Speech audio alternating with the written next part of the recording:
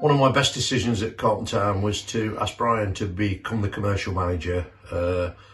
He was absolutely brilliant at it, and he sold an unbelievable amount of raffle tickets and brought in so many sponsors for the club.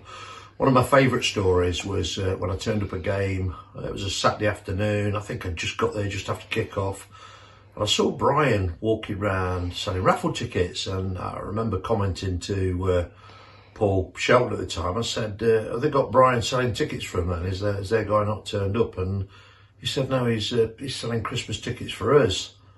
And I'm like, really? At an opposition ground? He said, oh, it's all above board, he's got permission, and well, fair play to him, but yeah. Anyway, went to Belper the following Saturday. He was doing exactly the same there. He was just an incredible man, and the amount of money he brought into the club, it's going to be difficult to replace, to be honest. It's frightening how good he was at his job, and hey, from a personal point of view as well, you know, we're just going to miss him, and he was a fantastic man. First of all, my deepest sympathies to Brian's family, his close friends, and his extended football family, and everybody that's going to really miss him at Carlton Town Football Club. I first personally come across Brian some 35 years ago. He was a news reporter with the Evening Post.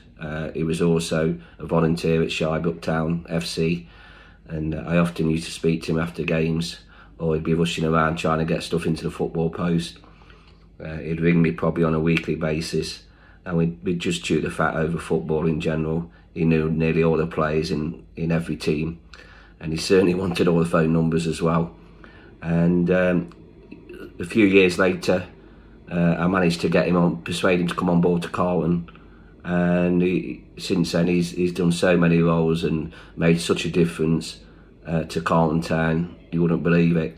And I'm sure that most non-league teams will tell you that guys like Brian are irreplaceable. I would urge anybody who's got characters like Brian at the club, next time they see them, to give them a hug or shake their hands, because you don't know how long they're going to be there. I know Carlton over the years has really suffered.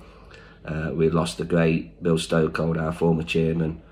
We lost Chuck Fowler, who was the vice chairman. We lost the secretary of all secretaries, Paul Shelton, and now we've lost Brian, and they are irreplaceable. There's no young volunteers coming through who want to do the same thing. You've got to realise that, you know, it's not for money, it's not for success, it's for the love of the local football clubs.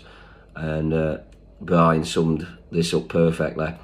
And if it said anything to his family, if ever a man could be judged by the tributes, then the tributes that have flooded in since Brian's passing has been incredible. And also I'd like to say thank you to everybody when Brian was ill, who tweeted or sent messages. You know, I know Brian greatly appreciated it, and it certainly took my time to get a reply to everybody. I hope I did on Brian's behalf, because there were so many people urging him on, and I know it spurred Brian on, and I think he would have been over the moon now to see all the tributes to him. I'm sure now he's selling raffle tickets up there in heaven, and I'd just like to say on behalf of the family, we shall miss him dearly, but he will be forever in our thoughts. The tributes from Carlton Town have been announced now, with the tournament being named after him, which he fully deserves, and obviously the naming of the suite. So his name will live on forever. And I just want to say rest in peace, Brian, my old mate, and one day we'll see you on the other side. Brian, just wanted to send my condolences and best wishes to you and your family. I've known you since the age of probably about 16, 17. Absolute non-league legend in and around Nottingham. You know, seeing social media and the response it got after your passing, you know, it really upset me when I heard about your passing, but at the same time, really warmed my heart to see so many beautiful tributes from so many different people, you know, that have even gone on to play professional football, that spoke so highly of you over the years. You know, us at the Carlton Town family, you know, we're going to sorely miss you, mate. The match days aren't going to be the same without you.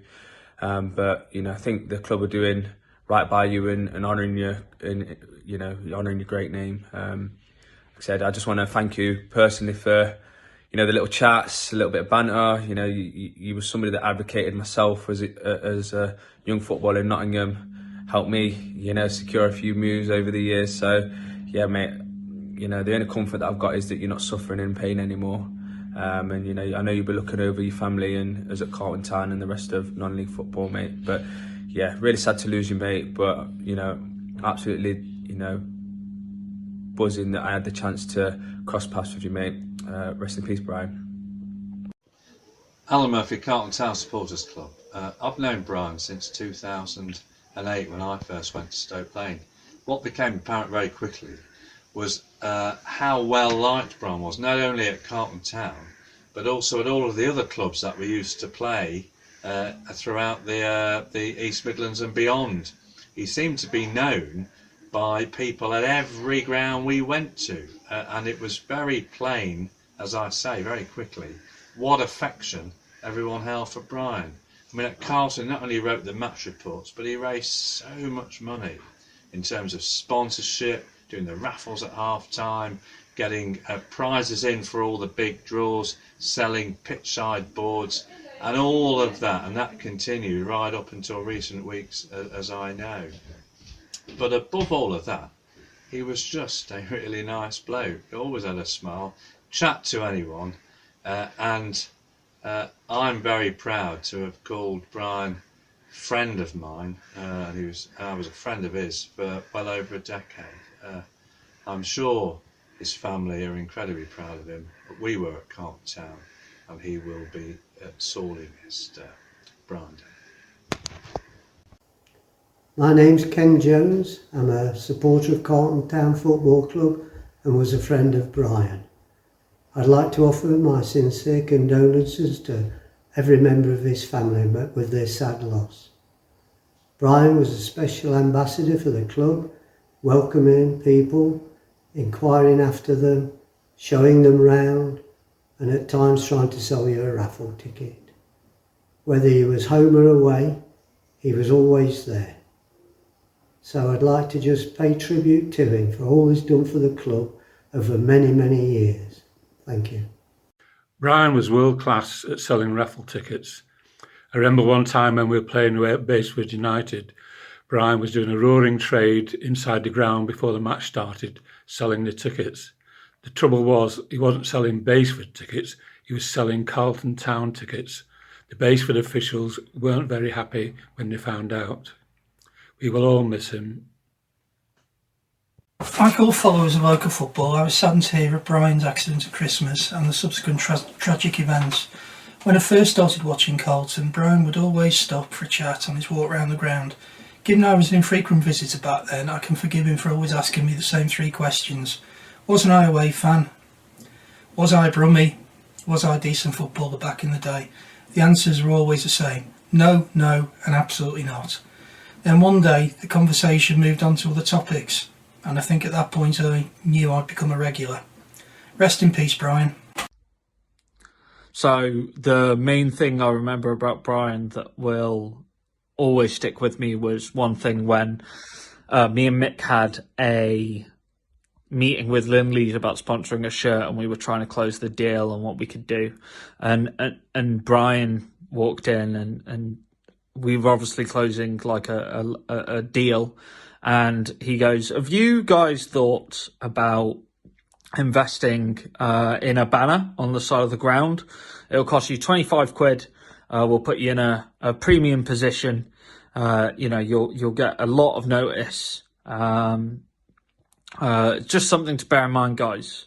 Obviously, he had no idea we were closing a shirt deal, but that he was just so passionate about getting anyone involved in the club that he could, and passionate about Carlton, that's just the guy he was, and that made me passionate about Carlton. And we laughed about it afterwards, but in reality, that's the kind of guy he was, and it's something that's always stuck with me and will continue to stick with me, and will always be something I remember about him. A poem for Brian Dennett. Match day at Stoke Lane. The opposition arrive. Time for meets and greets. Brian's there.